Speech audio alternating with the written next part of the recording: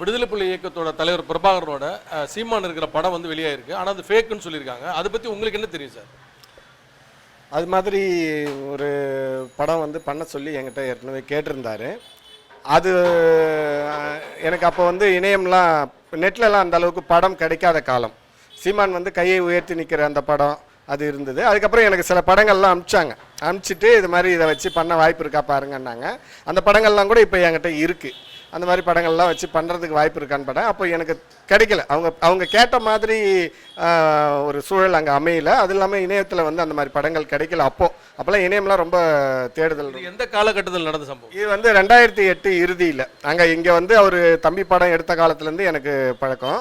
அப்போது இங்கே வந்து படப்பதிலாம் முடிச்சுட்டு ஒரு தேசிய பாதுகாப்பு சட்டத்தில் கைதாகி 2009 அந்த காலகட்டத்தில் சிறையில் இருக்கார். 2008 இருக்கிறாரு. 2009 அந்த படம் வரப்போகுது வச்சுங்களேன், மாயாண்டி குடும்பத்தார். அந்த படத்தில் வந்து நான் வந்து அந்த படத்துக்கு பாட்டை வச்சு நான் ஒரு காணொலி பண்ணி அவருக்கு காட்டினேன். நல்லா இருந்தது, பண்ணி நல்லா தான் இருக்குது அப்படின்னாரு.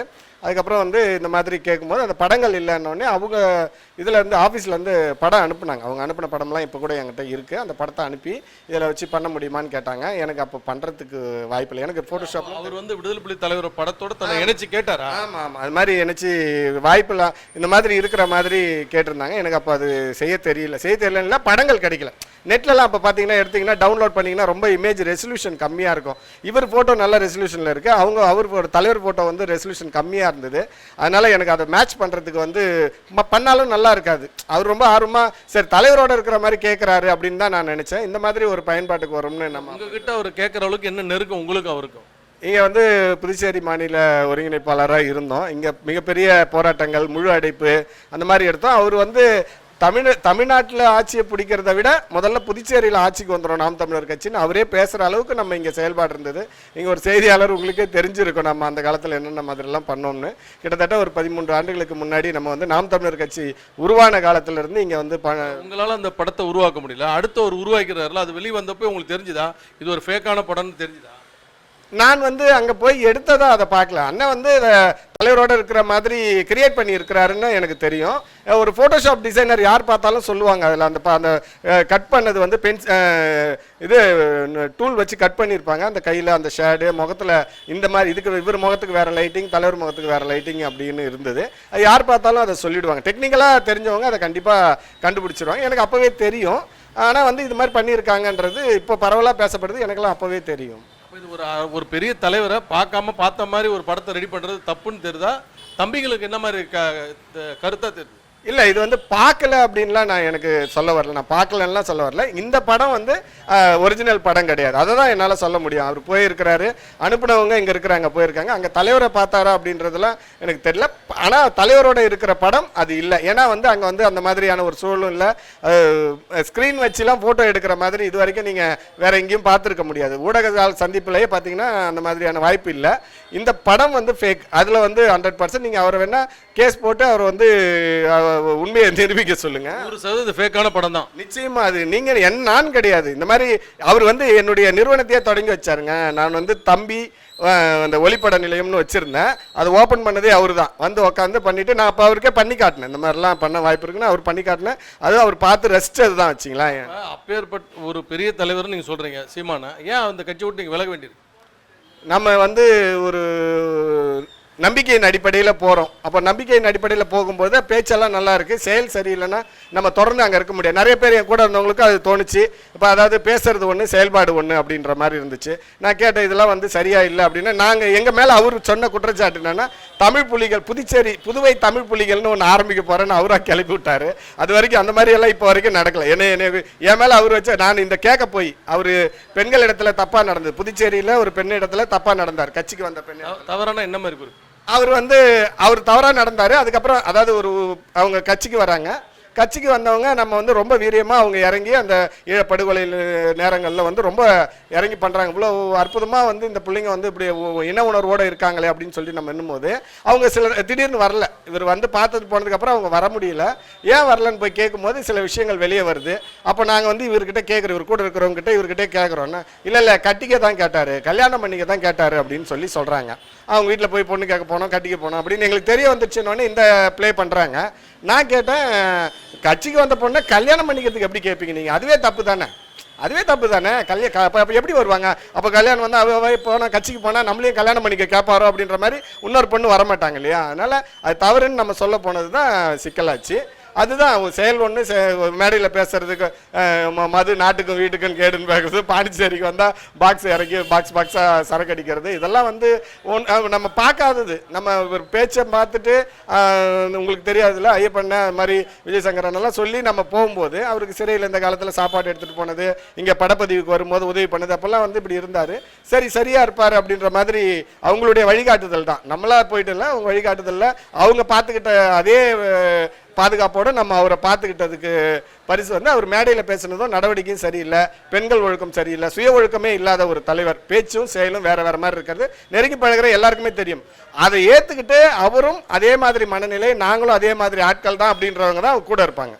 அது தெரியாதவங்க வேணா போயிடலாம். புது பேட்ச் போயிட்டு நாங்களாம் very earlier batch, first batch. அதுக்கப்புறம் இப்போ போகிறவங்கலாம் தெரியாது, அவங்க பேச்சை மட்டும் பார்த்துட்டு போகிறாங்க. கிட்ட நெருங்கி பழகினா தெரியும். காரில் ஒன்றா பயணிக்கும் பொழுது நீங்கள் வேறு யாரையுமே தேவையில்லைங்க. அவங்க அம்மாவை எப்படி பேசுகிறான்னு கேளுங்க, அவங்க அம்மாவை கேளுங்க. நீங்கள் முதல்ல அவங்க அம்மாவை அவங்கள வந்து கேளுங்க, உங்கள் பிள்ளை எப்படி அவ்வளோ அழுவாங்க அவங்க. அந்த மாதிரி எல்லாம் பேசுகிறான்ப்பா, மரியாதை குறைவா இல்லை, ஆபாசமாக பேசுகிறக்கூடிய ஒரு.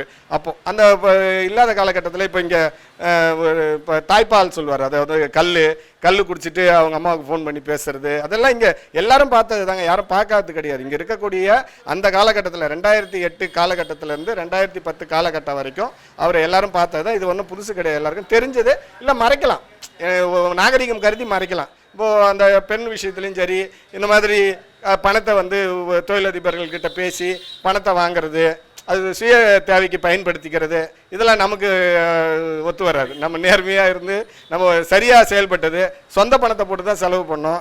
இன்னொருத்தவங்ககிட்ட போயிட்டு நம்ம எதுக்கும் நின்று அவங்ககிட்ட வாங்கிட்டு வந்து நம்ம அதை சொந்த பயன்பாட்டுக்கு பயன்படுத்திக்கிறது இல்லை. அப்படி இருக்கிறவங்களுக்கு இது தவறாக தெரியும். எனக்கு அது தவறாக பட்டுச்சு, நான் தூக்கி போட்டு வந்துட்டேன். இப்போ தமிழகத்தில் ஒரு பெருவாரியான ஓட் பேங்க் வச்சுருக்காரு, தேர்தலில் பார்த்தா பெண்களை தான் நிறுத்துறாரு. அந்த அளவுக்கு அவர் செய்கிறவர் மேலே நீங்கள் ஒரு குற்றச்சாட்டு வைக்கிறது தவறாக தெரியலையாது? இது வந்து உண்மைங்க.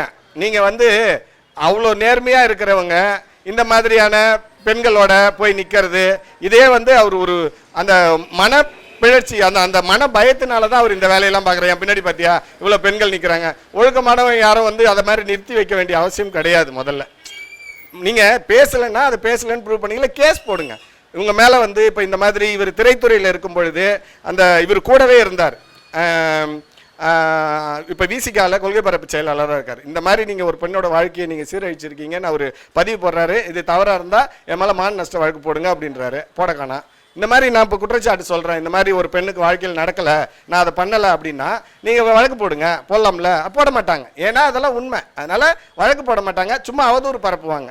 இங்கே ஒரு பெண்ணுக்கிட்ட வந்து தவறாக நடக்க முற்பட்டு கேட்டால் நான் கல்யாணம் பண்ண போகிறேன்னு சொன்னது, கட்சிக்கு வந்த பொண்ணை கல்யாணம் பண்ண போவியா அப்படின்னு கேட்டதில் தப்பா? கல்யாணம் பண்ண போவியா, கட்சிக்கு அப்புறம் எந்த பொண்ணு வருவாங்க அப்படின்னு கேட்டால் எப்போ வரைக்கும் அன்னையிலேருந்து அப்போ வீழ்ந்த ஒரு வீரியமான ஒரு மிகப்பெரிய ஒரு முழு அடைப்பு, எவ்வளோ எந்த ஒரு பிரச்சனைனாலும் போய் இறங்கின நாம் தமிழர் கட்சி இன்னைக்கு புதுச்சேரியில் இருக்கா?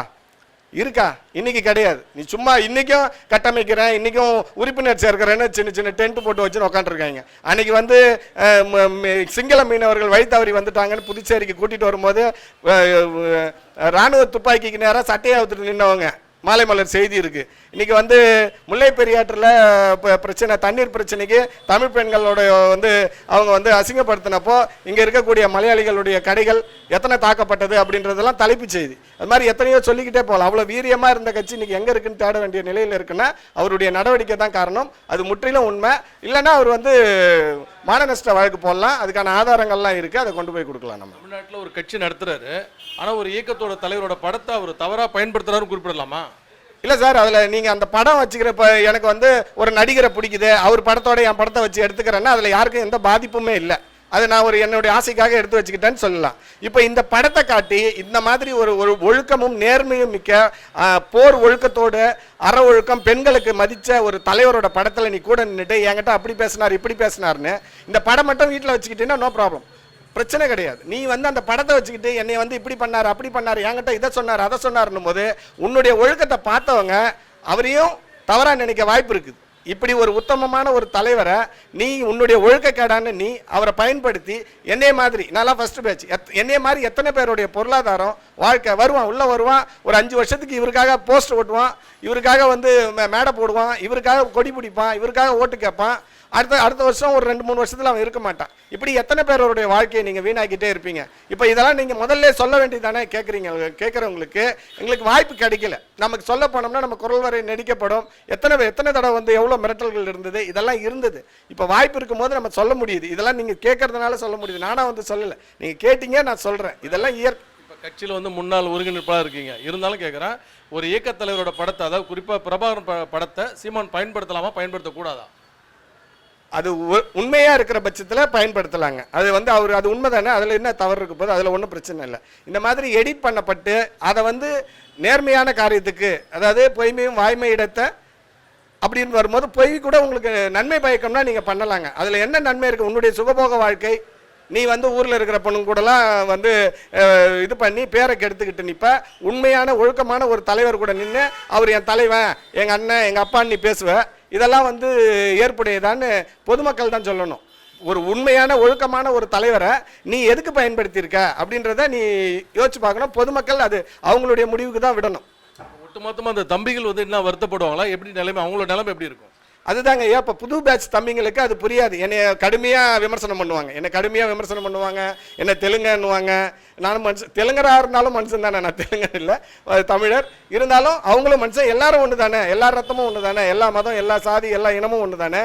அப்போது என்னை வேறுபடுத்தி பார்ப்பாங்க, என்னை வேறு மாதிரி என்னுடைய குடும்ப உறுப்பினர்களை விமர்சனம் பண்ணுவாங்க. அதை பற்றிலாம் கவலைப்படலை. நீ இன்னும் 2-3 ஆண்டுகளில் சீமானுடைய உண்மை முகம் தெரிந்து என் பக்கம் வந்து நிற்ப. அப்போ நான் உன் தோளில் கை போட்டு இது தம்பா நான் அன்றைக்கி சொன்னேன் அப்படின்னு நான் சொல்லுவேன். இதுதான் இந்த நிதர்சனம். நான் மட்டும் இல்லை, என்னை மாதிரி இதே மாதிரி லட்சக்கணக்கான பசங்க, லட்சக்கணக்கான தம்பிங்க அவரால் பாதிக்கப்பட்டு பொருளாதாரத்தை இழந்து, வாழ்க்கையை இழந்து, வேலைவாய்ப்பை இழந்து, இளமையை இழந்து இன்றைக்கும் வந்து விரக்தியோடு சுற்றிட்டு இருக்காங்க வாழ்க்கையில். இவரால் வந்து வழக்கு வாங்கி வழக்கை நடத்த முடியாமல் சிறைக்கு போய் அதுக்கான செலவு பண்ண முடியாமல் வேலைக்கு போய் இந்த மாதிரி வந்து குடும்பத்தில் ரொம்ப சிரமப்பட்டு நிற்கிறவங்க பல பேர்.